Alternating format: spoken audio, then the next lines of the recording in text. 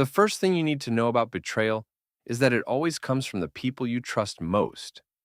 The second thing is that it usually starts with something small: a lie about working late, a credit card statement that doesn't add up, or in my case, finding my wife's burner phone buzzing with messages at 2 in the morning. My name is Nathan Parker, but everyone calls me Nate. I'm 38, a former paramedic turned security consultant in Millfield, Ohio, one of those mid-sized Midwest towns where everyone knows your business before you do. I've got the kind of job that makes people uncomfortable at parties. When you tell someone you install security systems and investigate insurance fraud, they either think you're boring or assume you're spying on them. Both assumptions work in my favor. I should have seen it coming with Heather. My wife of 12 years had been acting strange for months, distant, secretive, always whispering with her twin sister Missy about things that stopped the moment I walked into the room. The girls' nights out became more frequent, and she started dressing like she was trying to impress someone who wasn't me. But the real red flag should have been Jordan Mason. Jordan was the kind of guy who peaked in high school and spent the next 15 years trying to prove he still had it. At 33, he was all muscles, attitude, and a cherry red Camaro that he revved like a teenager every time he drove down our street. He worked maintenance at Millfield General Hospital, the same place where Heather handled HR. Convenient. The morning everything started to unravel, I was sitting in my kitchen drinking coffee and watching Mrs. Fenton across the street water her petunias. She was our neighborhood's unofficial surveillance system, a 65-year-old widow who knew everyone's schedule better than they did. She caught my eye and pointed toward the Hendersons' house, where someone had keyed a long, jagged scratch down the side of my Honda Civic. "Saw that muscle car idling out here around midnight," she called across the street. "Engine was loud enough to wake the dead."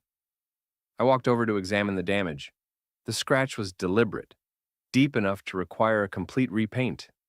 This wasn't random vandalism. This was personal. That afternoon, I drove to the hospital where both Heather and Jordan worked.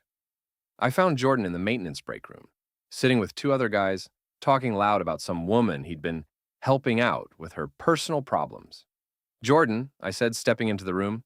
The conversation stopped immediately. He looked up with that cocky smile he wore like armor. Well, Nate Parker. What brings you to my office?" "Someone keyed my car last night." "You wouldn't know anything about that, would you?" Jordan stood up slowly, making sure I noticed his 6-foot frame and gym-built shoulders. "That's a serious accusation, man. You got any proof?" "I've got a witness who saw your car." "My car?" he laughed, looking at his buddies. "Lot of red Camaros in this town, Nate. Maybe you should be more careful where you park." I stepped closer, close enough that he had to look up slightly to meet my eyes.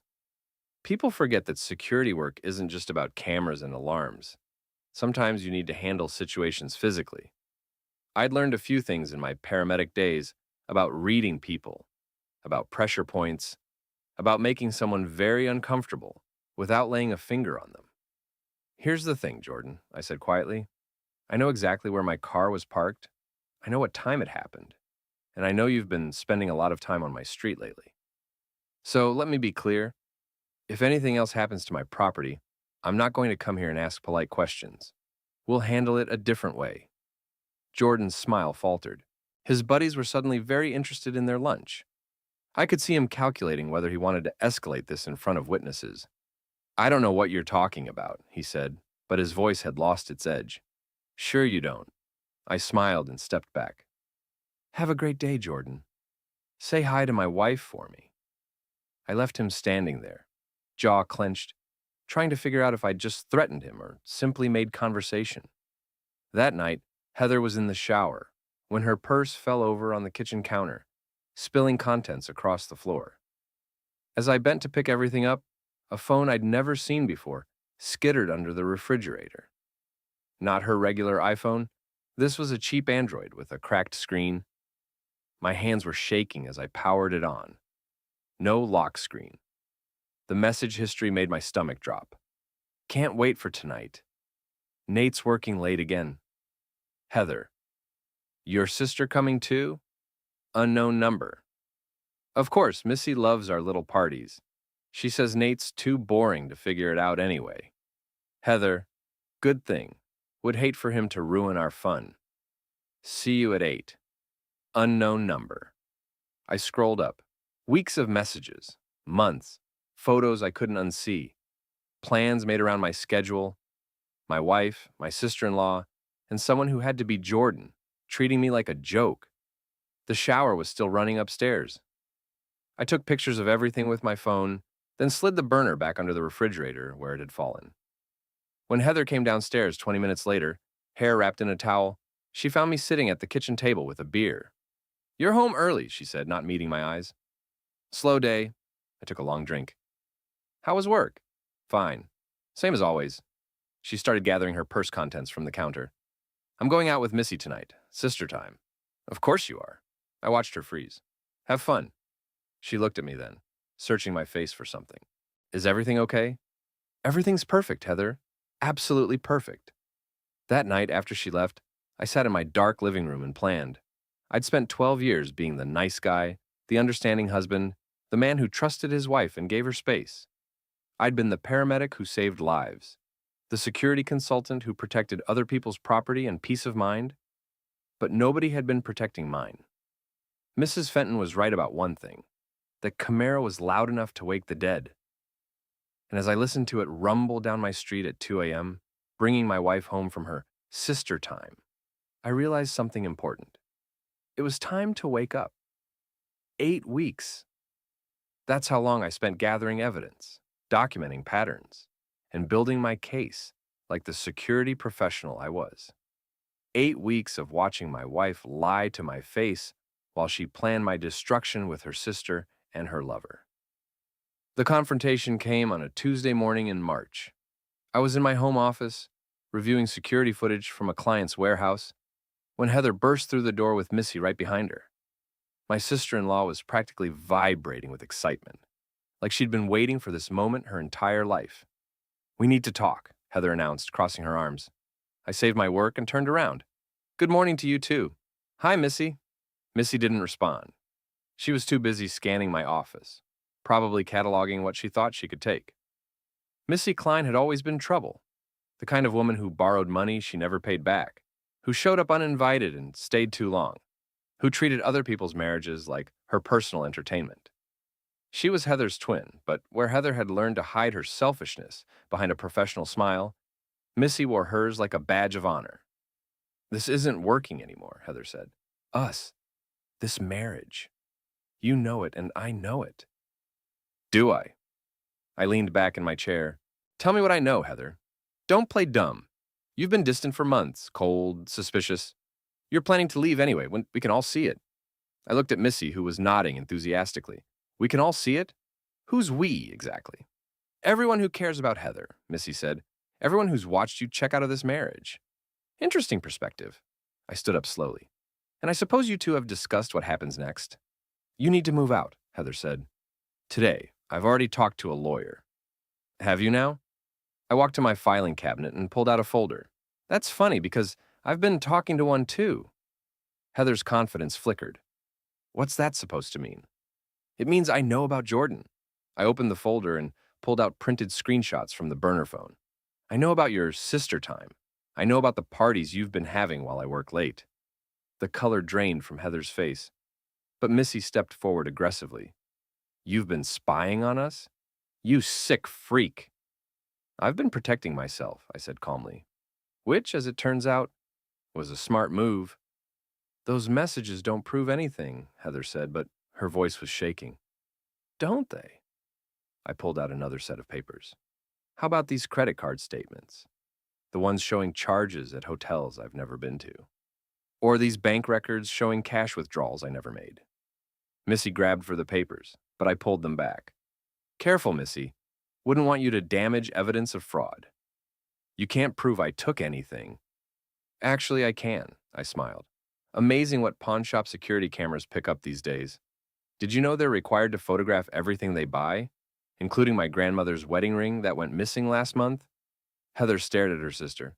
"Missy, what is he talking about?" "He's lying. He's trying to turn us against each other." "Am I?" I pulled out a final document. "This is a police report I filed yesterday. theft, identity fraud, and forgery. Seems someone's been very busy with credit cards that don't belong to them. The room went dead silent. Through the window, I could see Mrs. Fenton pretending to tend her garden while obviously listening to every word. "You bastard," Missy whispered. "You set me up. I documented your crimes. There's a difference." "Missy," Heather said slowly, "what did you do?" "What I had to do. You were never going to leave him on your own. You needed a push. By stealing from us? By making sure you had the money to start over. Those loans I took out in your name, that was for you." Heather's face went white. "What loans?" I watched the realization hit her like a physical blow. Her sister hadn't just been encouraging her affair, she'd been systematically destroying Heather's financial life to force the situation. "Missy," Heather breathed, "how much?" "It doesn't matter. We'll figure it out." "How much?" Missy looked at the floor. 47,000. Heather sat down hard in my desk chair. $47,000. In my name. The plan was working. You were finally ready to dump him. By destroying my credit? By making me a criminal? "You're not a criminal, I am," Missy was crying now. "And he called the cops on me. Your own husband turned me in." "Ex-husband," I corrected. "As of this morning." Both women stared at me. "I filed divorce papers an hour ago. Heather, you'll be served this afternoon. I'm citing adultery, fraud, and irreconcilable differences. I'm keeping the house, the car, and everything else that hasn't been pawned or stolen." "You can't do that." "I can, and I did. I've also changed the locks and canceled your credit cards. The ones that weren't already maxed out by your sister, anyway." A car door slammed outside. Through the window, we could see Detective Ray Hall walking up my front path with two uniformed officers. "Right on time," I said. Missy bolted for the back door, but I'd locked it earlier. She spun around like a trapped animal. "Missy Klein?" Detective Hall stepped into my office. "You're under arrest for identity theft, credit card fraud, and grand larceny. This is harassment. He's doing this because his wife left him." "Actually," Detective Hall said, snapping handcuffs on her wrists, "he's doing this because you committed multiple felonies. You have the right to remain silent." As they read Missy her rights, Heather sat frozen in my chair, staring at the financial documents spread across my desk. "How could you do this to my sister?" she whispered. "How could she do this to you?" I replied. "Or did you think those loans were going to pay themselves?" "She was trying to help me. She was trying to help herself.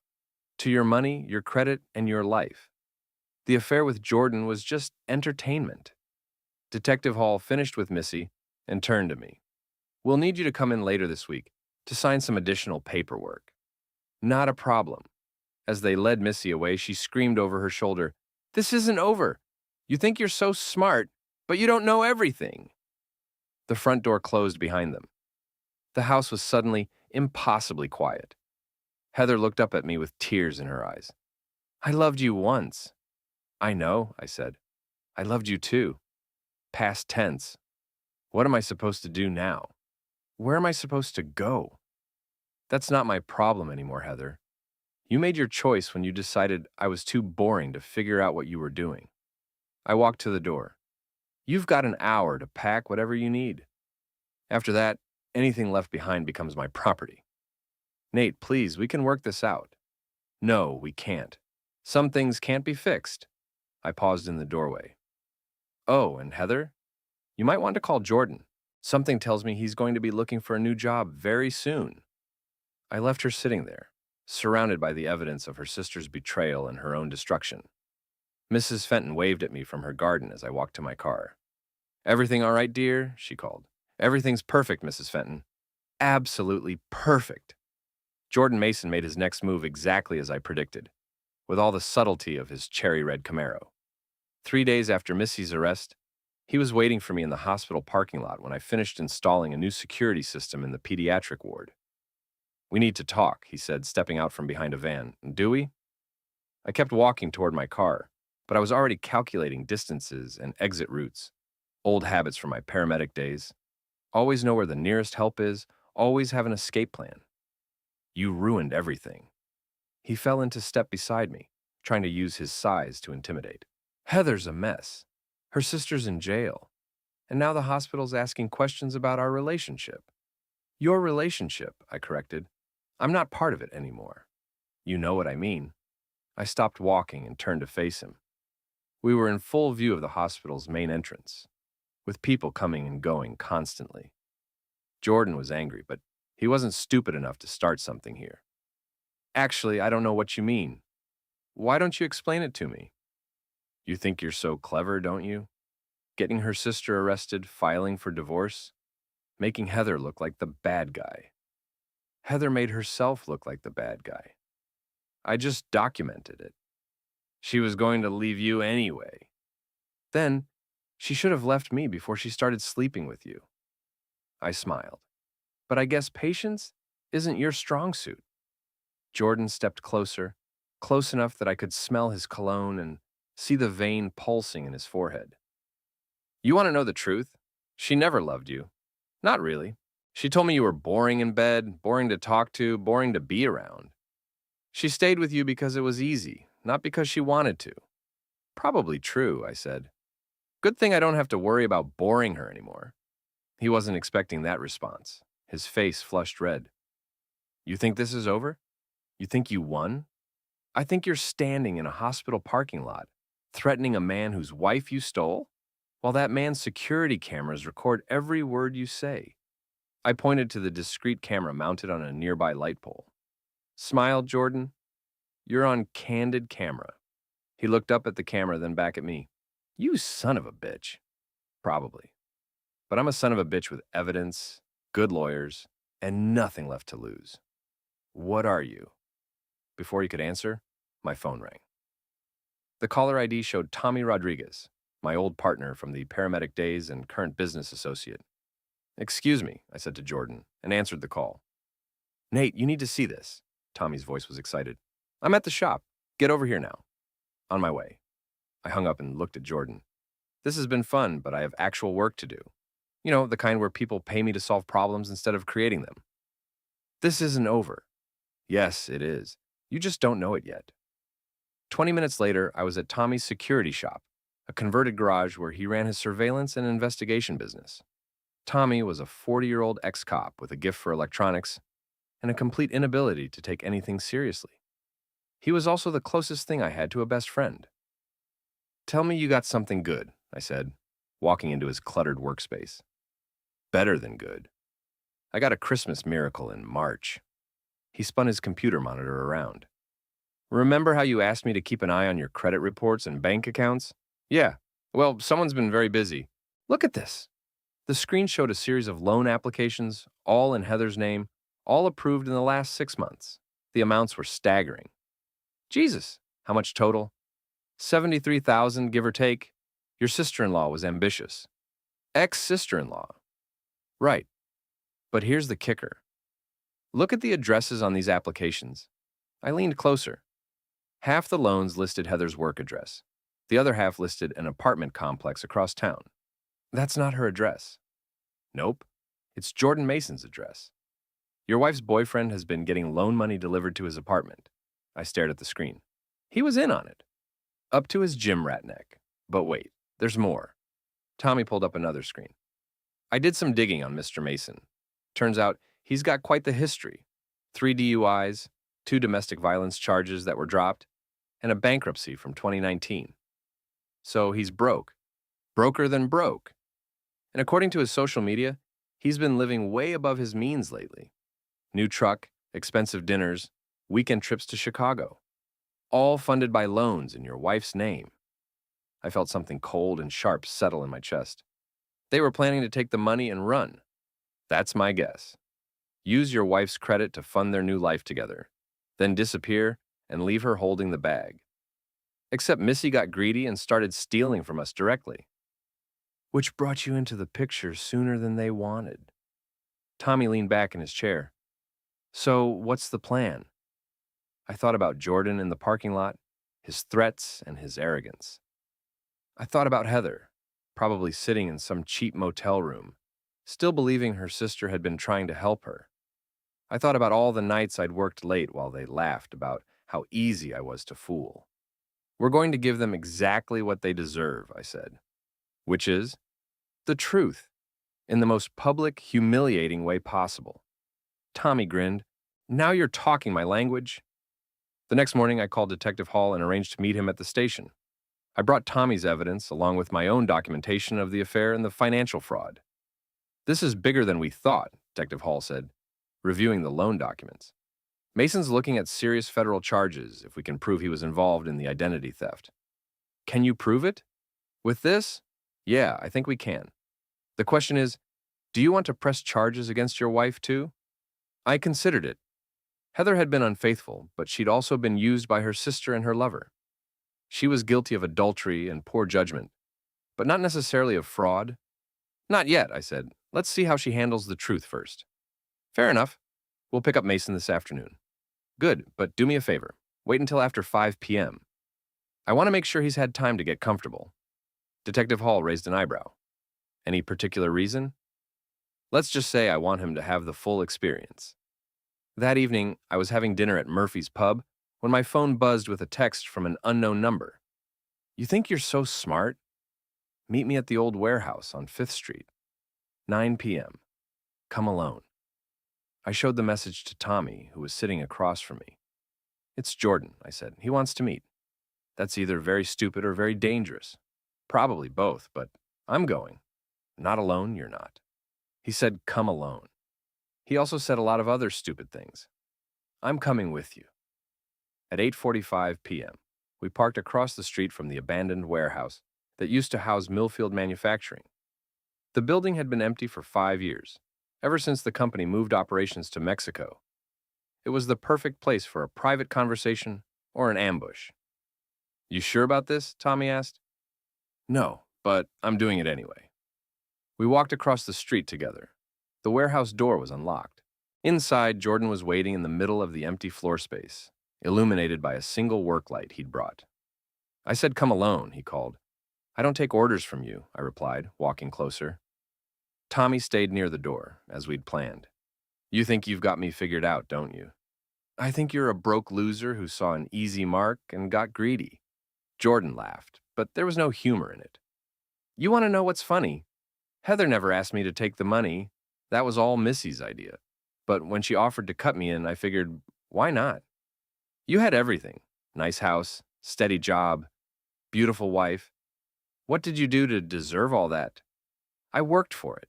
Bullshit. You got lucky. You married up and coasted. Is that what you tell yourself? It's what I know. He stepped closer. But here's what you don't know. This isn't over. Even if you get me arrested, even if you divorce Heather, this isn't over. I'll get out eventually. And when I do, I'll remember how you ruined my life. Your life was already ruined. I just documented it. We'll see about that. That's when I heard the sirens. Jordan heard them too. His face went pale in the work light. You set me up. I documented your crimes. Again. I pulled out my phone, which had been recording the entire conversation. Thanks for the confession, by the way. Really ties the case together. The warehouse doors burst open and Detective Hall entered with 4 uniformed officers. Jordan Mason, you're under arrest for conspiracy to commit identity theft, wire fraud, and extortion.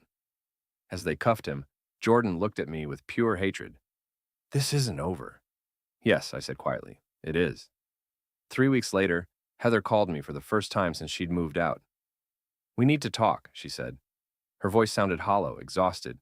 Do we? Please, Nate. I know you hate me, but I need to ask you something. I was sitting in my kitchen, the same kitchen where I'd found her burner phone, drinking coffee and reading the morning paper. The house felt different now, cleaner somehow, like a weight had been lifted. Ask, did you know? About the loans, I mean? Did you know what Missy and Jordan were doing to me? I suspected Jordan was involved after Tommy found the evidence. But I didn't know how deep it went until the police arrested him. $73,000, Nate. They stole $73,000 in my name. I know. My credit is destroyed. I can't get an apartment, can't get a car loan, can't even get a credit card. The hospital fired me when the background check showed the fraud charges. I'm sorry that happened to you. Are you? Or are you glad I'm getting what I deserve? I thought about that. A month ago, I would have said I was glad. I would have felt vindicated, satisfied that karma had finally caught up with her. But sitting in my quiet kitchen, listening to her cry softly over the phone, I mostly felt tired. I'm not glad you're suffering, Heather, but I'm not going to fix it for you either. I'm not asking you to fix it. I'm asking you to help me understand how we got here. You want the truth? Yes. We got here because you decided I was boring, because you thought you deserved something more exciting than a marriage that required work. Because when your sister offered you an easy way out, you took it without asking questions. I never meant for any of this to happen. I know, but it happened anyway. She was quiet for a long moment. What happens now? Now you figure out how to rebuild your life. Same as I did. Will you, could you maybe not pursue the civil suit? I know you have grounds, but I don't have anything left to take. The civil suit. My lawyer had filed it the week before, seeking damages for the financial fraud, the cost of the divorce, and emotional distress. It was mostly symbolic, since Heather was essentially judgment-proof, but it would ensure she couldn't discharge the debt in bankruptcy. I'll think about it, I said. Thank you. Heather? Yeah? For what it's worth, I did love you. I loved you enough to work late so you could have nice things. I loved you enough to trust you when you said you were with your sister. I loved you enough to give you the benefit of the doubt, even when I started to suspect. I know. I loved you too, Nate. I just, I got lost somewhere along the way. Yeah, you did. After I hung up, I sat in my kitchen for a long time, thinking about love and betrayal and the price of both. Then I called my lawyer and told him to drop the civil suit. Some victories aren't worth the cost. 2 months later, I was installing a security system at the new Starbucks downtown when I saw her. Heather was working behind the counter, wearing the green apron and the forced smile of someone who'd learned humility the hard way. She saw me too, and for a moment, we just looked at each other across the crowded coffee shop. Then she turned back to her customer, and I went back to my work. That evening, Tommy and I were having beers at Murphy's when Detective Hall stopped by our table. Thought you'd want to know, he said. Jordan Mason pled guilty this afternoon. 3 to 5 years, full restitution. What about Missy? 2 years plus probation. She's already served 4 months, so she'll be out in about 16 months. Good. There's something else, Detective Hall said. Mason tried to implicate your ex-wife in the fraud scheme. Said she knew about the loans, helped him plan the whole thing. I looked up sharply. And? We investigated. Phone records, bank surveillance, witness interviews. No evidence she was involved beyond being the victim. Her sister and boyfriend used her, but she didn't know about the financial stuff. I felt something loosen in my chest. Thanks for telling me. Figured you'd want to know. After Detective Hall left, Tommy raised his beer. So it's really over. Yeah, it's over. Any regrets? I thought about that. Did I regret losing my marriage? Yes. Did I regret the way it ended? No. Did I regret the revenge I'd taken? That was more complicated. I regret that it was necessary, I said finally. But I don't regret doing it. Fair enough. Tommy clinked his bottle against mine. So what's next? Next, I go home to my quiet house and my clean conscience. I sleep well for the first time in months. And tomorrow, I go back to work, protecting other people's property and peace of mind. Sounds boring. Good. I like boring. As we left the bar, I saw Mrs. Fenton across the street, walking her ancient poodle. She waved and I waved back. Some things never change, and in a world full of betrayal and broken promises, that was oddly comforting. I drove home through the quiet streets of Millfield, past the hospital where Heather and Jordan had planned my destruction, past the courthouse where their plans had crumbled, past the warehouse where Jordan had made his final, futile threat. My house was dark and peaceful. I'd left the porch light on, and it cast a warm glow over the front steps where Heather used to sit and wait for me to come home from late calls, where she'd kissed me goodbye on the morning of our wedding 12 years ago, where she'd cried the day her father died, and I'd held her until the tears stopped. All of that was gone now, burned away by her choices and my response to them. But the house remained, and I remained, and that would have to be enough. I unlocked the front door and stepped into my quiet, empty, honest home. Tomorrow would bring new challenges, new clients, new problems to solve. But tonight, for the first time in months, I was exactly where I belonged. In my kitchen, I made a sandwich and opened a beer. I sat at the table where I'd confronted Heather and Missy, where I'd planned my revenge, where I'd finally learned the full scope of their betrayal. the table where my marriage had died and my new life had begun. Outside, Jordan's red Camaro would never again rumble down my street at 2 a.m. Missy would never again rifle through my belongings or steal my peace of mind, and Heather would never again lie to my face while planning my destruction. I'd lost a wife, a sister-in-law, and the comfortable illusions of a 12-year marriage. But I'd gained something more valuable, the knowledge that I could trust myself to fight back when fighting back was necessary, that I could be ruthless when ruthlessness was required, that I could protect what mattered, even when what mattered was just my own dignity and self-respect. The phone rang. I looked at the caller ID and smiled. "Mrs. Fenton, is everything all right?" "Oh, yes, dear. I just wanted to tell you, there's a young lady been asking around the neighborhood about you. Very pretty, very polite. I think she might be interested." "Is that so?" "Indeed. I told her you were a good man who'd been through a difficult time, but that you were doing much better now." "Thank you, Mrs. Fenton. You deserve happiness, Nathan. Don't forget that." After I hung up, I finished my sandwich and beer in the peaceful quiet of my kitchen. Then, I turned off the lights and went upstairs to bed, leaving the porch light on for tomorrow's possibilities. Some stories end with revenge, others end with justice. The best ones, I've learned, end with the simple satisfaction of knowing you can sleep well at night because you've been true to yourself and fair to others, even when they weren't fair to you, especially then.